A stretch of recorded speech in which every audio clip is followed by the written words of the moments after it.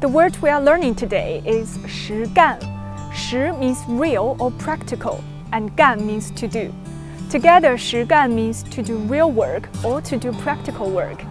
For example, 实干家 refers to someone who can tackle problems and deliver results efficiently and effectively. 实干精神 means an attitude that values taking actions. It is the belief that action speaks louder than words, and success can only be achieved through practical actions and hard work. In China, it is a fine tradition to focus on 实干, or doing practical work. For example, one common phrase is 实干兴邦, which means practical work promotes the prosperity of the country, emphasizing the importance of hard work in building a strong and prosperous nation. Practical work is also essential for anyone to live a good life. For example, 实干才能梦想成真. Only through hard work can dreams come true.